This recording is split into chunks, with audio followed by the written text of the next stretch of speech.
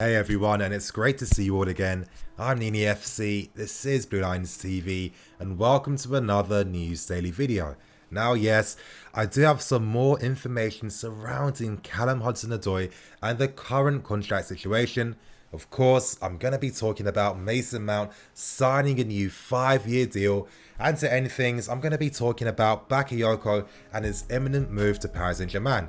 However, before I get into any of that, today's video is brought to you by the One Football app. Now, this week is going to be a busy week when it comes to players signing new contracts, so to stay up to date with all the latest news, the One Football app is the best app for this.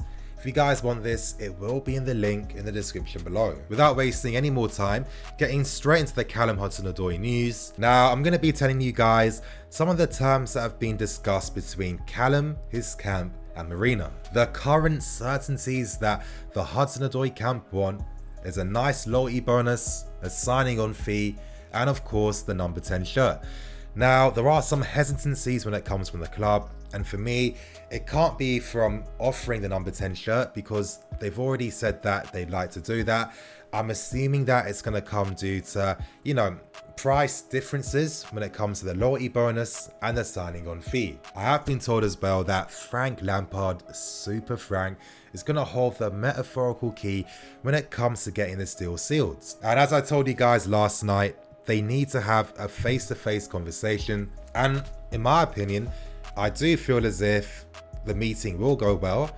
And I still think that Hudson Odoi is going to sign with us and commit his future to this club. Now, one more thing I was told when it comes to the Hudson Odoi camp is that they're waiting for him to get back to full fitness.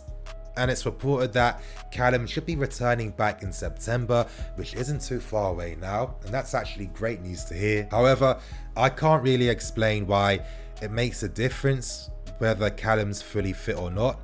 I mean, Ruben's currently injured. He's just signed a new 150k a week deal, so I don't really see how being fit affects the deal. However, there is one more important thing to talk about before I give my thoughts and opinions, and it's something I touched upon in yesterday's video, and that's the fact that when it comes to Hudson Odoi's camp, they don't have that experience. And it's really starting to show right now. From everything I've been hearing and everything I've been insinuating, his brother, who happens to be his agent, is currently out of his depth. Like, honestly, think about this for a second. Imagine you've just graduated from culinary school, then the next day you open up a restaurant? That doesn't make any sense.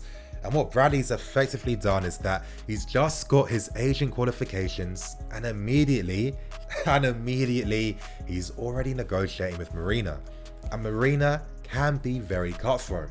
If you mess her around, if you act up, if you move dumb, Marina is someone you don't want to mess with. Now, another thing to mention to you guys, and I am sure that a lot of you have already come to this conclusion yourselves, but Bayern Munich have obviously offered more agent fees when it comes to signing Callum Hudson Odoi. And of course, when you remember that Callum's dad and his brother are key members in this camp when it comes to getting this deal done, it's quite obvious that being offered more money is going to make them take their time and try their best to get the best possible deal for Callum Hudson Odoi. Now, when it comes to families being involved in deals like this, one thing that I was told by someone that knows someone in the industry is that a lot of times family members, close friends can have a negative effect on negotiations. And that's because they make everything way too personal, which does make sense because obviously Callum's their son and their younger brother. You want to see him win. You want to see him earn as much as he can. And when you consider that his dad was an ex-footballer, his brother was an ex-football player as well, they most likely have their own experiences when it comes to working in this industry. And this industry is very cutthroat. A lot of times people are getting snakes, people are getting lied to, madness is happening every single time. And when you're part of that industry, when you know how it works, it's natural that you're going to be very cynical when it comes to negotiations. It's natural that you want to go for the very best possible deal you can. And of course, on that note as well, you can imagine that the money they'd earn from this deal, the amount of money they earn could potentially be in the millions. Hudson Odoi is one of the hottest football talents in the world right now. And on top of that, you have two of the biggest clubs in Europe trying their hardest to get Callum to commit to them. Money's flying left, right and centre. Already this summer, Bradley Hudson Odoi has worked with Bayern Munich in helping them sign Musiala from our academy. So you can see that the connection's already there. So you can see for yourselves how complicated this deal is. And I'm hoping now that people aren't going to just blame Hudson Odoi and blame it on these very basic binary reasons by saying that Callum's obviously after the money. I mean, of course not. Callum's one of the rare players that can earn as much money as he wants, depending on how well he does. There's no way that he's going to sacrifice his footballing ability and his footballing opportunities for a bit of money, especially when he knows that that money ain't going nowhere. There is a small L that Marina does need to take though. Of course, by announcing the terms that the club had offered to Callum Hudson-Odoi, naturally, if you're his agent, you're going to think, we can get more money. It's as simple as that. You've given all the terms already, so naturally they're only going to ask for more. Still though, is Bradley and co doing the right things? Are they making the right business moves? Only time will tell. But currently, I don't think it's going to work. I mean, you know, there's so many negatives to come from this. For example, if you were Bradley Hudson-Odoi, if you were planning on doing more business with the club, that's not going to happen anymore now. He could have had the opportunity for the club to use him as someone the club could have proposed for young talent from the academy. And of course, let's say hypothetically that Hudson Odoi does sign this new contract. Let's say 5 years from now or 4 years from now, when he wants to sign a new long-term deal, will the club want to negotiate with Bradley Hudson Odoi? I don't think so. You can see where this inexperience is starting to affect the deal. I know how some people might take this. Nini, why doesn't Callum make the big boy decision and get rid of his brother and his dad? But that's too basic to say, and you're not in this position right now. I mean, could a lot of you guys yourselves say to your parents or your relatives or your siblings or whatever, listen, you guys have done so much for me growing up in my career, etc, etc. The one opportunity for you guys to make something for yourselves, I want to take that away? Because that's what you're effectively doing. And I don't see that happening where human beings do not work like that. So it's really not a simple matter. But to end this, all I'm going to say is Frank Lampard does hold the keys. And for me, and it's my gut instinct, once Frank gasses him, sells him the dream and the pitch, I feel that's going to give Hudson Odoi the confidence to be assertive and say, you know what, I do want to stay here. I want to sign for you guys, and hopefully this deal does get concluded and we keep this whole story moving. Now moving on to the second story for today, and yes, Mason Mount has signed a new 77k per week 5-year contract. Fantastic news. It's really not a surprise because a lot of contract stuff will be happening this week. There's going to be a lot more players announcing new contract extensions, and I'm going to give you guys a few examples of other players you can expect to sign new deals. Batshuayi, Tomori, Gilmore, Gallagher, Clark Salter and Tino Anjorin. Basically any players that have 2 years left on their current deal. All the key players are signing new deals. The last person is Callum Hudson-Odoi, but you know, I'm still feeling optimistic. I still feel that it's a matter of time. Anyway, getting back to the report, and Mason Mount said in his interview that, you know, it's a fantastic day for him. He's been with this club since he was 6 years old. Mason said he was proud for himself and proud for his family. He's always dreamed for this moment, and all he wants to do right now is get his head down and start working. I'm going to leave Marina's comments on the left hand side, but for me, this still is fantastic news, and I really mean it. I feel that Mason Mount is De Bruyne-esque. You know, they're very stylistically similar, even by the way they play the game. I mean, Mason Mount has that box-to-box threat. He's comfortable playing between the lines and in the half space. He's a pro when it comes to set pieces. He takes responsibility for his team as well. He has that long shot threat. He has that improvisation of finishing inside the box as well. He can time his runs. I mean, for me, he's a modern day box-to-box midfield player. He's part of that De Bruyne mold. He's a fantastic player. And honestly, I feel as if this guy is going to become a world-class player now that the club has the right environment and the right conditions for these guys to be able to grow, learn and improve. I feel as if guys like Mason Mount are going to reap so many benefits and rewards. All I can say is, Well done, Mason Mount, and I can't wait to see how you do this season. Now, to end things with a final story for today, and I do want to apologize because, I should have released this last week. I've taken my time.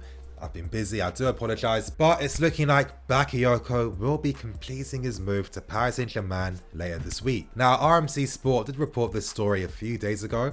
I can tell you for my source, and my source is the real deal. RMC Sport weren't supposed to release that article.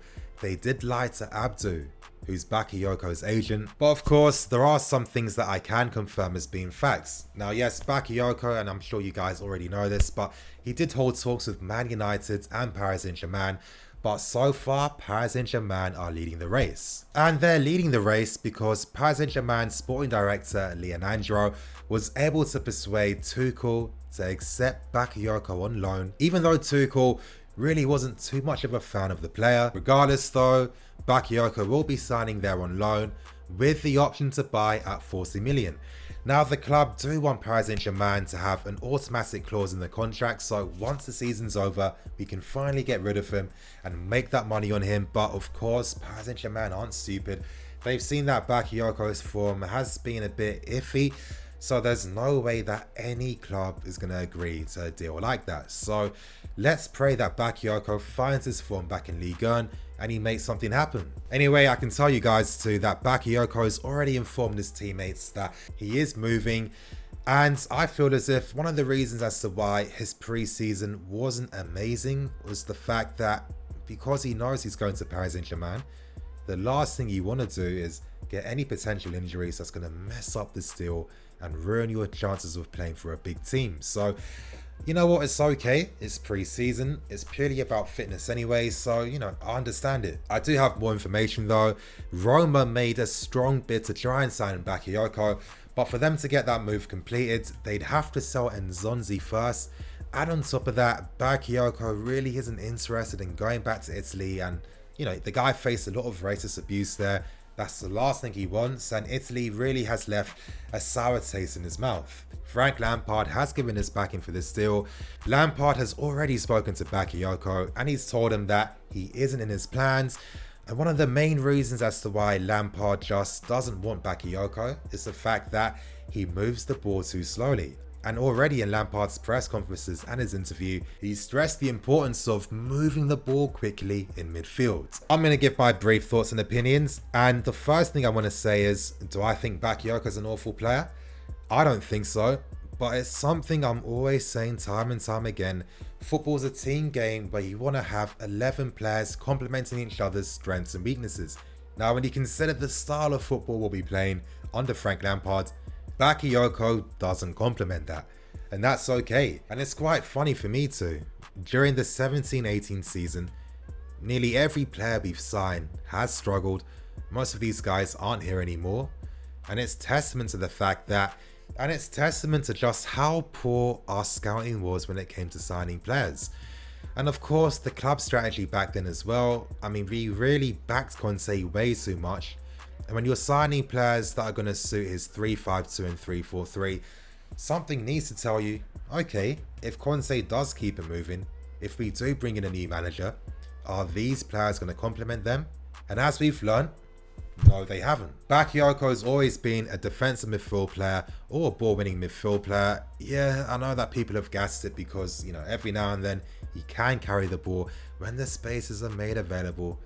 However, that doesn't mean you're box-to-box just because you can do that. Being box-to-box means more than that. And I think Bakayoko's game is just way too limited. And, I've seen all of this from when he was playing at Monaco. I watched a lot of their games, nearly all their games in the second half of that season when they won the league. And I could see immediately that Bakayoko wasn't our level. So again, we've learnt the lesson the hard way. Good luck to him. Hopefully he does smack it at Paris Saint-Germain so he can have a great career for himself. And yeah, that's going to be it, you guys. I'm going to keep it moving. Thank you for watching. I'm NiniFC. This is Blue Lines TV. I'm signing out.